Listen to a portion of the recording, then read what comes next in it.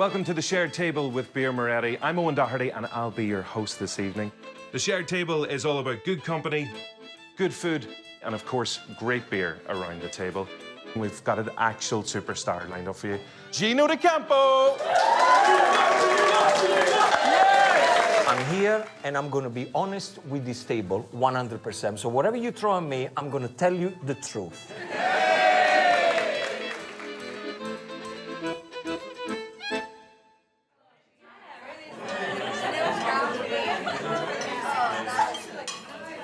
So, how are you all?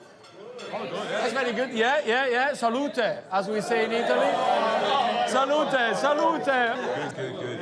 May I just point out the fact that I didn't prepare any food, yeah? Okay, I am a special guest, as it says on the card. So nothing more than that. You don't have to work this evening. No. There's no cooking for you as well. Which is quite cool. I never get invited for dinner, by the way. Never. So, I never get invited. No, right. Never get invited for dinner because everybody freaks out, right? When you are in my job, you don't get invites. And I always say, look, even if it's an egg on toast, I don't mind. You know, don't panic. Just do something simple, but nothing. I don't get invited. You should try the bruschetta, actually. Sorry? The bruschetta. You should try the bruschetta. There should be some around What the here. hell is a bruschetta? Yeah, we've got it. Bruschetta? It's called bruschetta. Oh, First of all, we say bruschetta. Ske.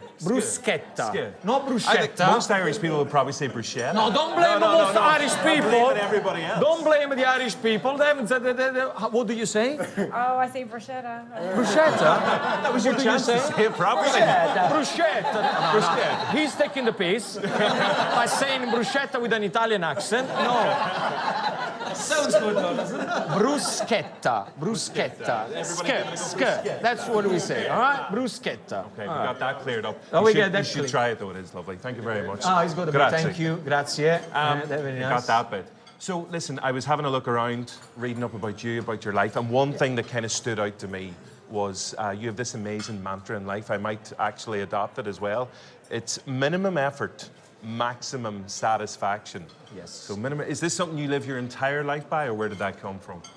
It's something that my grandfather used to say to me. He used to say to me, look, do as little as possible, but gain the maximum satisfaction. It's like Italian food. If you think about Italian food, what is it, right? It's something so simple that people always tend to complicate. Right? If we're making a tomato and mozzarella salad, you can't get any simpler than that. You get a tomato, you get a mozzarella, you get a bit of basil, the job is done, and everybody's happy. You make it sound easy, like. But that, you know, we can call it caprese, we can call it whatever it is, but really it's a tomato and mozzarella with a bit of basil. That tells you everything you need to know about Italian food, about Italian men. As well. Italian food and Italian men. So whenever you moved to the UK then, and you were so young, you were 16 as well, what was it like staying in touch with your family back at home? And did they miss you, do you think, as well? Did you miss them? Well, first of all, it was difficult because we used to have coins and phone boxes. I'm old. I was going to say telegrams. No, I'm not that old. I'm 45 years old, but we used to have a phone Coins box. and phone boxes. Oh no, the card came out. Yes, yeah, the card yeah, came yeah. out. So it was very difficult. I remember when I came to London the first time, I wanted to buy myself a bottle of extra virgin olive oil. You couldn't find extra virgin olive oil. You couldn't find garlic when I came to London. I was thinking, where am I? And it was also great because I opened my first restaurant when I was 21 years old in Kentish Town. So it gave me the chance to start to import things from Italy and show people, cook for people things that they never tried before. And that was arriving in London. Did you ever have a hankering to come over to Ireland, or would you have come over to Ireland much when you were based in London then as well? First time I came to Dublin, I was 30 years old. One thing that I was very fascinated is how much Irish women, they look like Italian women. Yes? Yeah? You know, Called fake tan. Called fake tan. No, seriously.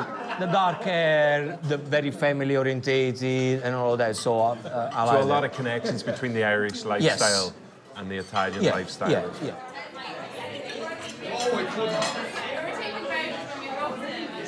You grew up in Naples? I grew up in Naples, Torre del Greco, a little town near Naples. My grandfather was a legend in our town. And he, I used to, how do you say, how you guys, when you don't go to school, you bank off school, bank off? Yes. And a half.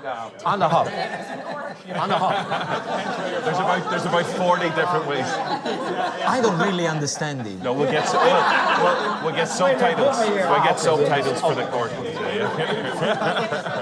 So I used to bunk off school, and I used to go to his restaurant when I was 12. And he used to cover me up, you know, with my mom and dad, not telling anyone that I was bunking off school all the time. Yeah, yeah. And I used to go there, I used to see him, and always fascinated how this man could pick up 3 or 4 ingredients and come up with something.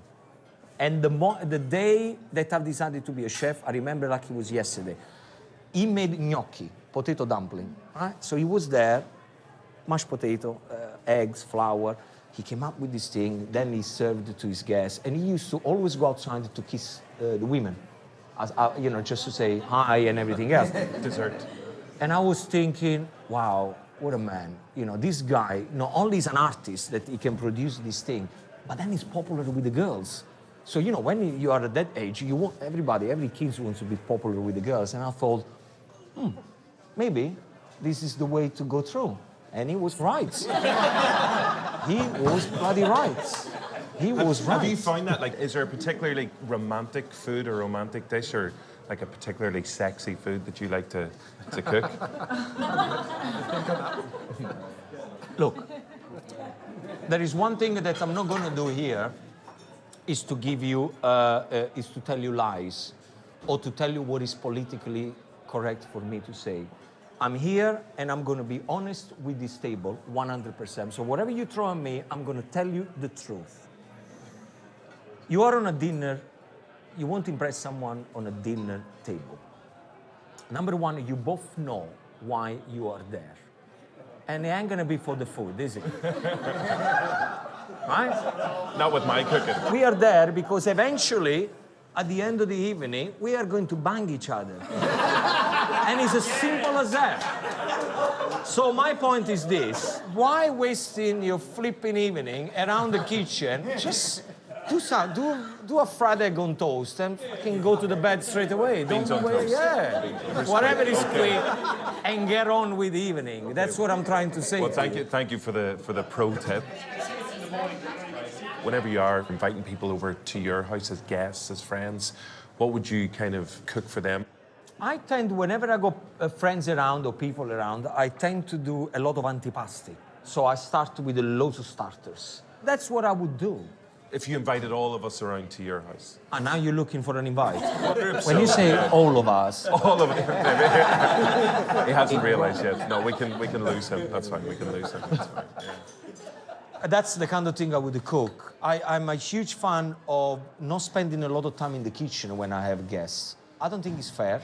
I think it's fair for me, and I don't think it's fair for the guests. You never see the host. You spend 3 hours to talking with one who you don't want to talk, the husband or the wife or the host, but then the person you are there to see, she or he, in the kitchen. All right? Don't do that. Do a lot of stuff like that. Nibbles, hams, cheeses. Risotto is great. Oh my God, yes. Because you can pre-do that for 15 minutes and then smash it the last 3 minutes before the people arrive. Right? Or what I do when I make a risotto when I have a dinner party, I get the person I like the least at the table to be in the kitchen stirring. That's the secret. I always go, oh, would you do me a favor? Is there any chance you can come in? So, no, not you. I like you. No, I like you. So that's, but these are the kind of thing I would do. You know, we're down in all Definitely. your secrets. Obviously, this meal will live long in the memory, no doubt. But do you have any particular meals from growing up or over your life that, you know, have kind of struck a special chord with you that are particularly memorable as well? Do you like clams? Spaghetti with clams? Yeah. Spaghetti vongole, as we say in Italian. Whenever I eat that, it reminds me of my mom. I don't have a mom and dad anymore, by the way. Well, 2 years from each other, they went. whenever I eat spaghetti with clams, it reminds me of my mum. Because it's the last meal I had with her. Yes, and she died the day after. And I had the meal with her. I didn't know she was dying. And I said to her, "Jeez, what have you done to this spaghetti what have you done with the pasta? Because this is excellent." And she said, "I don't know what I usually do, blah, blah, blah, blah, blah, blah, blah." I don't know, maybe she knew it. I don't know. So whenever I eat spaghetti with clams, it reminds me, that's the only dish that it really kind of gives me a lot of memories. That's a beautiful connection. But it's a to beautiful have memory, with by the those way. Yeah, I don't see death as a bad thing, by the way. Yeah, you kind of wish to go, oh, I wish they could stay longer. But, you know, people live, you know, you live, you die, this is what we do. Human and animals, that's what we do. We live and we die, we're born, and all of that. And for you, like, you know, those kind of simple pleasures in life, like What are my simple pleasures? simple pleasures in life for you? Since I'm 40, so 5-6 years ago, I've decided to have 6 months of holiday every year and 6 months of working, okay? Because what the hell are you doing with all this money? They just become nothing. So if you reach happiness, do what I do. 6 months off, 6 months on. Because that's a great balance of life. Why do you have to work all the time?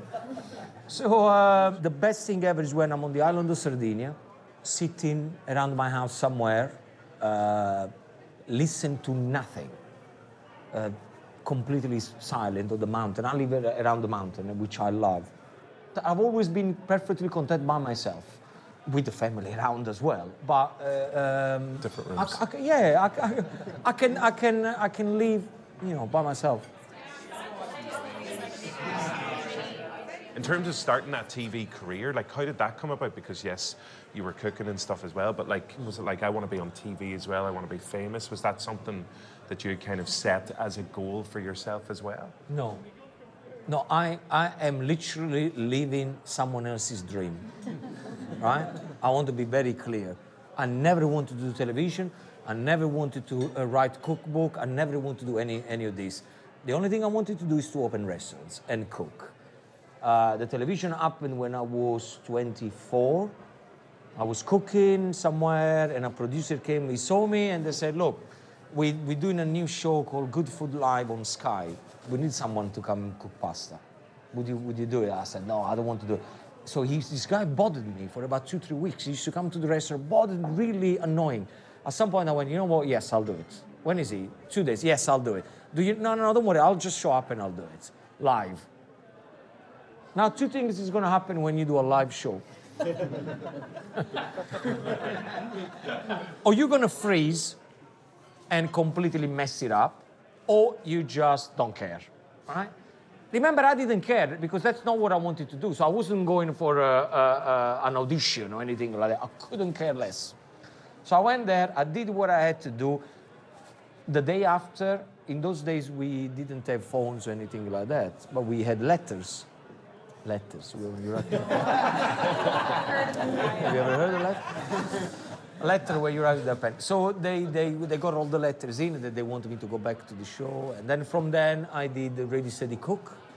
Yeah. Then we did a lot of other shows. And it started one after the other. And it started this ball rolling where I really didn't want to be in this situation. And it just happened. And I lived my television career the same way that I lived the first day that I did the show. I don't care. I say what I think. And I think the viewers, they kind of now go, after so many years, they go, "Okay, is he?" You know, it's like the uncle at the table that always says shit and nobody can say anything, but we all kind of like him. That's what I think I'm becoming on television. Right? That odd uncle that people go, "All right." It's Gino. It's fine. And I got away. So I just had one very, very, very, very quick game, if I can play that. Okay, we're gaming now. It's just a word association game. So I'll give you a word. You just say the first thing that pops into your head. Holy if that's shit! Are you okay. serious? I'm serious. Don't worry. Okay. So Naples. Nipples? You say nipples? Napoli. Napoli. Ah, Naples! Naples. What the fuck? I thought you said nipples. So Naples. Naples. Craziness. Mushrooms in spaghetti bolognese. No way. That is wrong. Philip Schofield. Master of television presenting. Nobody's better than Philip Schofield. Dublin. Cool city. Keith Lemon. Fucking crazy. Pineapple on pizza. Oh, wrong. Well, hands up. Who puts pineapple on their pizza here? Okay. Nobody. Not terrified. only I don't like pineapple on pizza, I don't like people who put pineapple on pizza. Okay, you were right to keep all your hands down. Yeah. You too?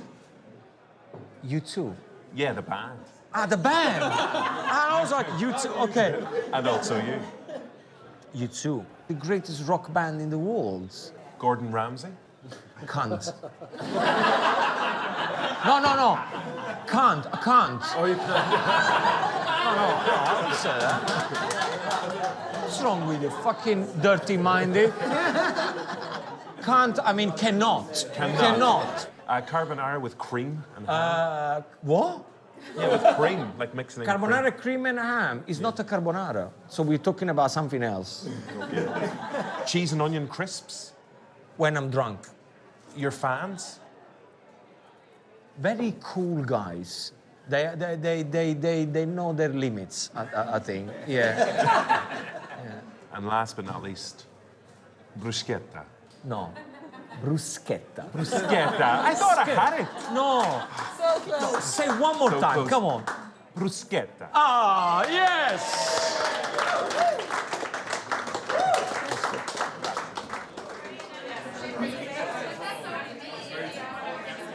Like at the start when I was introducing you and I said TV icon, celebrity chef, author, businessman, you know. It was a all bit these too much. amazing things. No. It's your fault. You did it all. Oh, but it was a bit, you know. But in They ter- were expecting fucking someone important. Gordon Ramsay. But in terms of...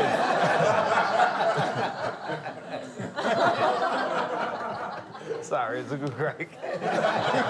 No, it's not. I mean, you are this close to be thrown out of this table. We're almost at the end. We've made it to the end without throwing Exactly. You anybody made out, it so far. Don't fuck it up now.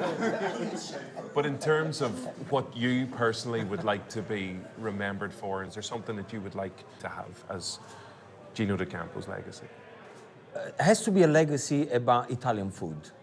If I could be remembered as the real Italian, I always insist on television that Italian food should be approached in a certain way and we need to be as purist as possible.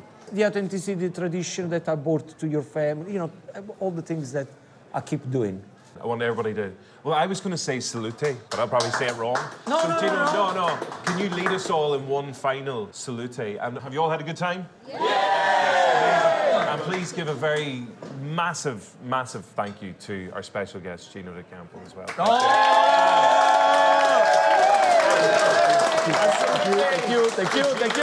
Thank you. Salute!